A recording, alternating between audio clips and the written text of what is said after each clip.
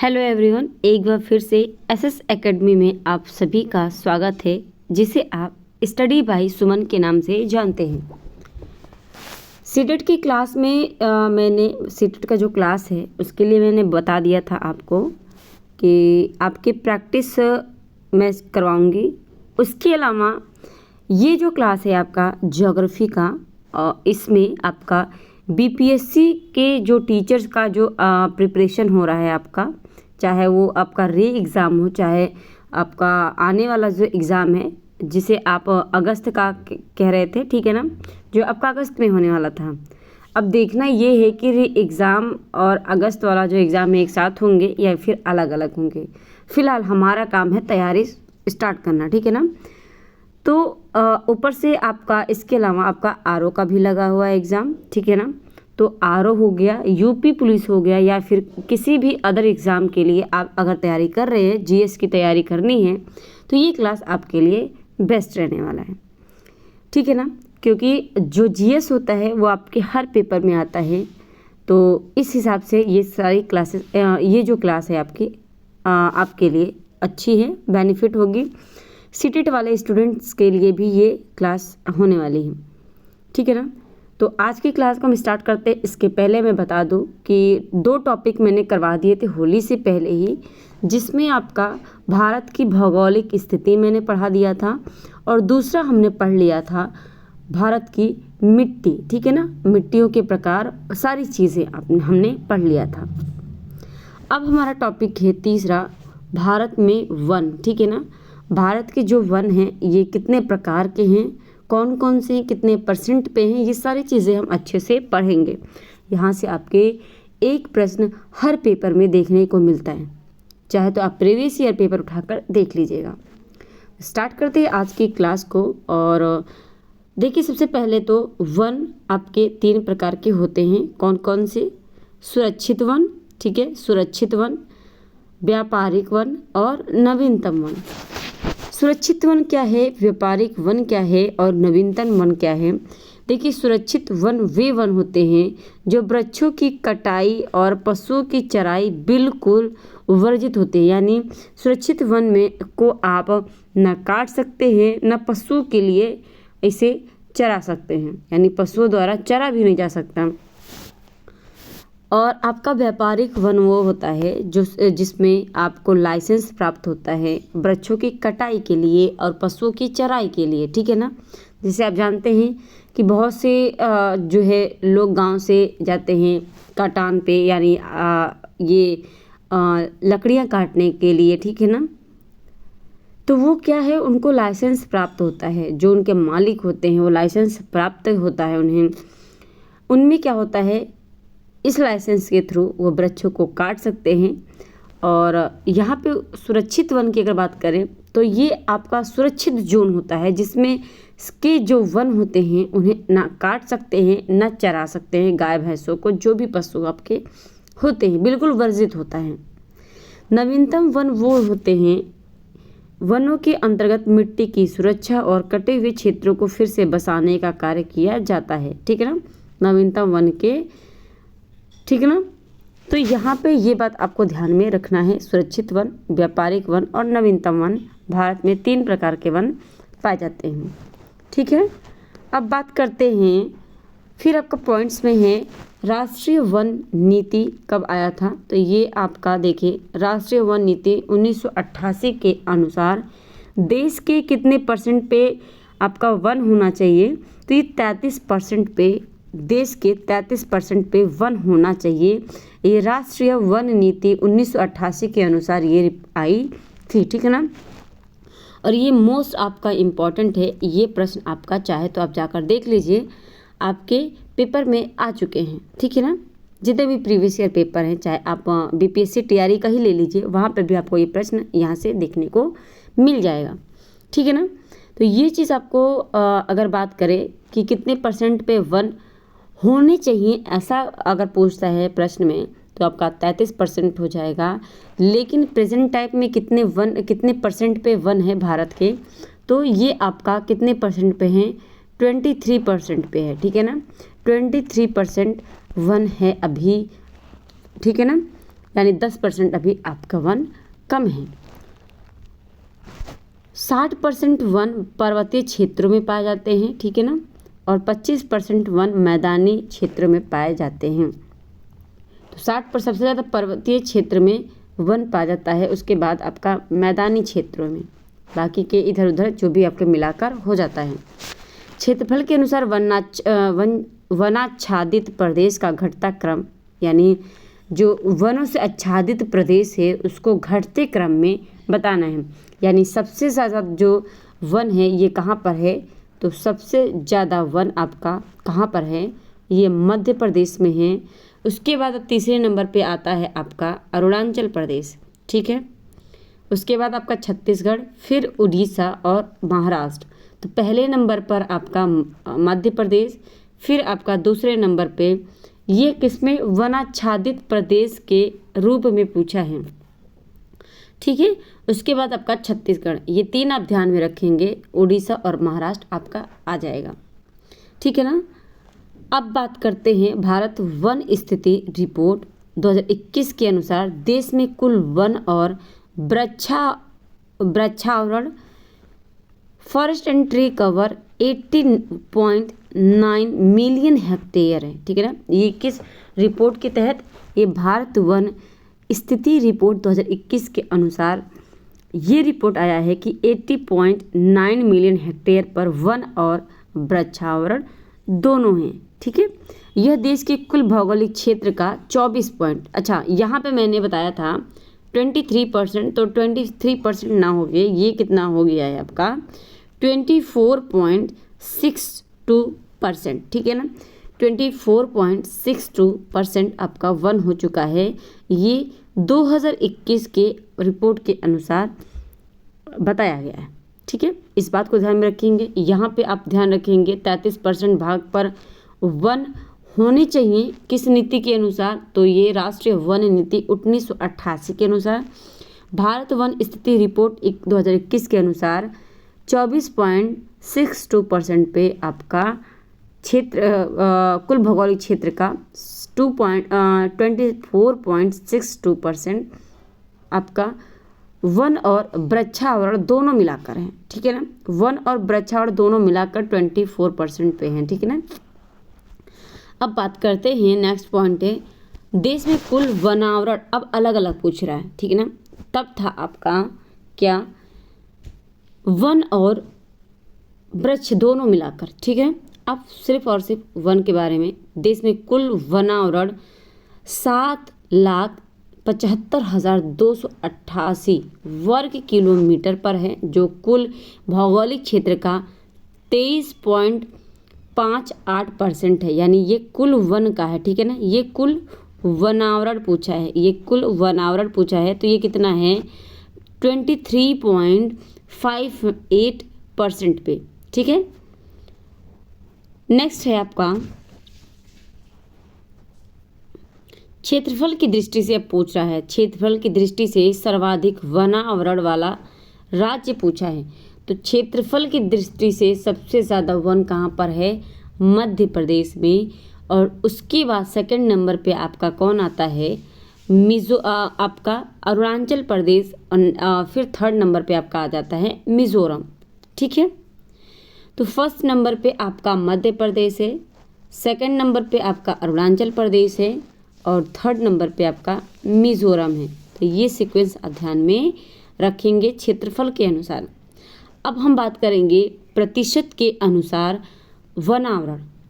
देश में सर्वाधिक प्रतिशत वनावरण कहाँ पर है, तो पहले नंबर पर आपका प्रथम 2 राज्य संघ शासित प्रदेश हैं। तो ये संघ शासित प्रदेश कौन कौन से हैं, प्रथम 2 राज्य हैं, और ये राज्य कौन कौन से हैं आपके, मिजोरम 84.53% पे, यानी ये आपका पहले नंबर पे हो जाएगा प्रतिशत के अनुसार। और दूसरे नंबर पे आपका चाहे क्षेत्रफल के अनुसार हो चाहे प्रतिशत के अनुसार हो, अरुणाचल प्रदेश आपका सेकंड नंबर पे ही रहेगा, ठीक है। तो अदला बदली किस में है, मध्य प्रदेश और मिजोरम में।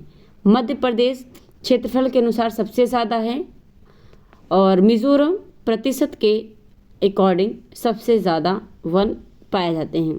ठीक है, तो 79.33% ये अरुणाचल प्रदेश में वन आवरण हैं। ठीक है, उत्तरी पूर्वी क्षेत्र में कुल वन आवरण कितना है, तो ये 1,70,541 वर्ग किलोमीटर पे उत्तर पूर्वी क्षेत्र में कुल वन आवरण है।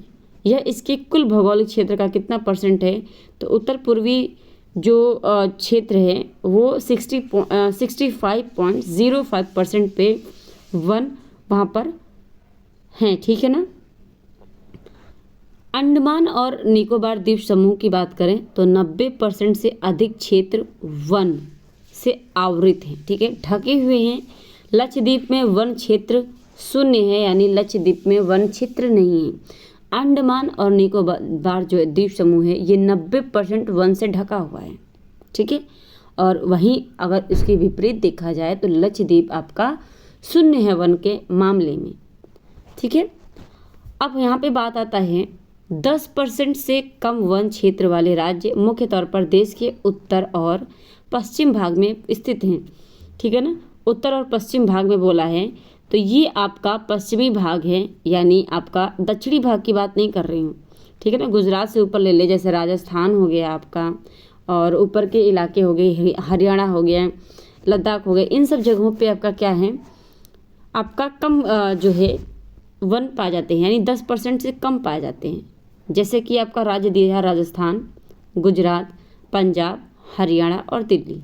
ठीक है, इन राज्यों में 10% से कम वन पाए जाते हैं। ठीक है, इन सारे जितने भी पॉइंट्स अब तक हमने पढ़े, ये सारे पॉइंट्स आपके इम्पॉर्टेंट है, ये सारे पॉइंट्स आपको ध्यान में रखने हैं।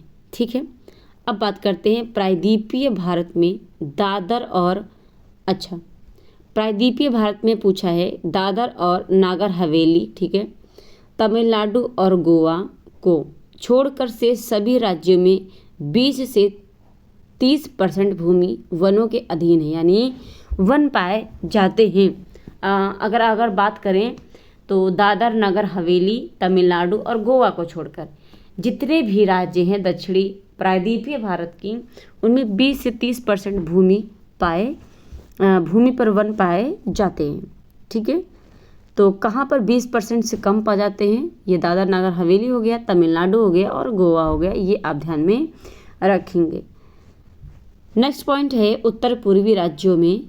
उत्तर पूर्वी राज्य कौन सा हो जाएगा, ये आपका भारत है, और ये जो इलाका है ये उत्तर पूर्वी भारत मेरे से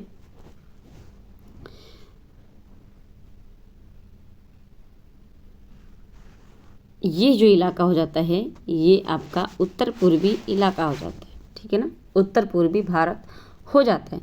तो इन क्षेत्रों में 30% से अधिक भूमि वन पाए जाते हैं, यानी भूमि पर वन पाए जाते हैं 30% से अधिक। लेकिन वहीं बात की जाए तो प्रायद्वीपीय क्षेत्रों में, अगर राज्यों में बात करें तो 20 से 30% पे भूमि पाई जाती है। लेकिन 30% से अधिक अगर बात करें तो ये उत्तर पूर्वी राज्यों में पाई जाती है। देश के 15 राज्यों में कुल भूमि के 33% से अधिक भाग पर वन पाए जाते हैं, लगभग 15 राज्यों में। ठीक है, भारत के 15 राज्यों में 33% से अधिक वन पाए जाते हैं। भारत के 593 जिलों में से 188 जनजातीय जिले हैं। ये जनजातीय जिले भारत के कुल भौगोलिक क्षेत्र का 33.63% हिस्सा हैं, परंतु देश का 59.61% वन आवरण इन्हीं जिलों में पाया जाता है। इस बात को ध्यान में रखेंगे। भारत में सर्वाधिक वन 41.87% उष्णकटिबंधीय शुष्क पर्णपाती वन पाए जाते हैं। तो 41 लगभग आप मान के चलें तो 42% मान लें, तो ऑप्शन में 42 मिलता है तो आप 42 लगा देंगे। 41.87% है तो आप 41.87% पे लगाएंगे, और ये आपका उष्णकटिबंधीय शुष्क पर्णपाती वन पाए जाते हैं। ठीक है, अब हम बात करते हैं इमारती लकड़ी। जैसे कि आपका इमारती लकड़ी जो होती है, इमारती लकड़ी वन का एक महत्वपूर्ण उत्पाद है जिसका उपयोग व्यापक पैमाने पर निर्माण कार्य और औद्योगिक कच्चे माल तथा ईंधन के रूप में मुख्यतः रूप से किया जाता है। जैसे रेलवे के स्लीपर, कागज, तख्ता, बोर्ड, कड़ी, फर्नीचर, गोंद, चिचली से च्युइंगम, स्प्रूस से रेयान वस्त्र, ये सारी चीज़ें आप जानते हैं कि लकड़ी का कहाँ पे यूज़ होता है, ठीक है ना। अब हम बात करते हैं मोस्ट इम्पॉर्टेंट मैंग्रोव वन, ठीक है ना, मैंग्रोव वन के बारे में। और ये वन कहाँ कहाँ पे पाए जाते हैं इस बारे में हम देखेंगे। मैंग्रोव वन को पृथ्वी पर आर्द्र भूमियों यानी वेटलैंड का संरक्षक माना जाता है। यह विश्व के उष्णकटिबंधीय तथा उपोष्ण कटिबंध तटीय क्षेत्रों में लवणीय जल में पाए जाते हैं। किस जल में? लवणीय जल में। इनकी जड़ें मजबूत होती हैं, ये पानी में भी नहीं सड़ते हैं। तो मैंग्रोव वन कहाँ पर पाए जाते हैं? ये ज़्यादातर पानी में पाए जाते हैं, ठीक है। अतः ये तटीय क्षेत्र में ज्वारें, तूफानों, चक्रवातों, प्रतिचक्रवातों और सुनामी जैसी आपदाओं में जान माल की रक्षा में सहयोग करते हैं मैंग्रोव वन। भारत वन स्थिति रिपोर्ट 2021 के अनुसार देश में कुल मैंग्रोव कवर 4,975 वर्ग किलोमीटर है, जो देश के कुल भौगोलिक क्षेत्र का मात्र 0.15% पर है, ठीक है ना। देश के सर्वाधिक अगर प्रतिशत में पूछता है तो 0.15% हो जाएगा, लेकिन अगर आपका किलोमीटर, वर्ग किलोमीटर के हिसाब से पूछता है तो 4,975 वर्ग किलोमीटर हो जाएगा आपका क्या? Mangrove one. देश के सर्वाधिक मैंग्रोव आच्छादित 4 राज्य या केंद्र शासित प्रदेश आप कह सकते हैं, ठीक है, दोनों को लेके पश्चिमी बंगाल में 42.33% पे आपका पश्चिम बंगाल में है, गुजरात में 23.54% है, और आपका आ जाता है उसके बाद आपका 3rd नंबर पे अंडमान निकोबार 12.34% और आंध्र प्रदेश 8.11% पे मैंग्रोव वन पाए जाते हैं, ठीक है। तो सबसे ज़्यादा कहाँ पाया जाता है? पश्चिम बंगाल में, उसके बाद आपका पाया जाता है गुजरात में, फिर आपका 3rd नंबर पे पाया जाता है अंडमान निकोबार द्वीप समूह में, और लास्ट में आपका पाया जाता है आंध्र प्रदेश में 8.11% पे पाया जाता है, ठीक है। तो पश्चिम बंगाल, ठीक है, पश्चिम बंगाल हो जाएगा, गुजरात हो जाएगा, अंडमान निकोबार हो जाएगा, और उसके बाद आपका आता है क्या? उसके बाद आपका आता है आंध्र प्रदेश, ठीक है ना। तो PGAA इस हिसाब से आप ध्यान में रखेंगे इसका सीक्वेंस। मैंग्रोव वन को पश्चिमी बंगाल में सुंदर वन के नाम से भी जाना जाता है, कहते हैं। तो सुंदर वन लिखा आए तो भी आपका वही बात है, और मैंग्रोव वन लिख कर आए तो भी आपका वही बात है। तो ये सारी चीज़ें आपकी मैंने बता दी हैं वन से, भारत के वन के बारे में, और इसमें सारे पॉइंट्स आपके इम्पॉर्टेंट थे। जितने भी डाटा हैं आपको याद रखने होंगे, क्योंकि यहाँ से आपके प्रश्न बनते हैं। बहुत ही जो है ये इम्पॉर्टेंट टॉपिक है आपके लिए, चाहे आपका सीटेट का पेपर हो, चाहे आपका BPSC TRE का पेपर हो, चाहे आपका RO का हो, चाहे फिर आप लेके चले UP पुलिस, जो भी आपका पेपर लगा हुआ है, तो उन सभी के लिए ये सभी के लिए क्लास इम्पॉर्टेंट रहने वाली है। क्लास अच्छी लगी है तो लाइक, शेयर, सब्सक्राइब ज़रूर कर लीजिएगा, और अपने साथियों को शेयर करके उन्हें भी क्लास से जोड़ लीजिएगा। मिलते हैं हम अपने नेक्स्ट क्लास में। आज के लिए इतना ही, धन्यवाद। अच्छा, इसके अलावा आप अगर ये PDF चाहते हैं तो इस PDF को आप टेलीग्राम से प्राप्त कर सकते हैं, ठीक है ना। तो टेलीग्राम का जो है मैं बता दूँ तो SS एकेडमी, ठीक है ना। आप SS एकेडमी सर्च कीजिएगा और स्पेस मत दीजिएगा, या फिर आप अगर ये इससे नहीं मिलता है तो आप स्टडी बाय सुमन, ठीक है ना,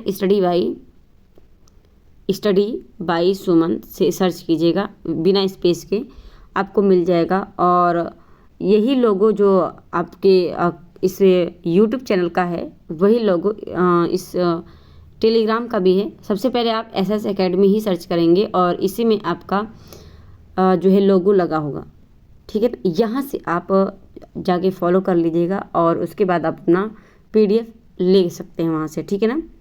मिलते हैं हम अपने नेक्स्ट क्लास में। आज के लिए इतना ही, धन्यवाद।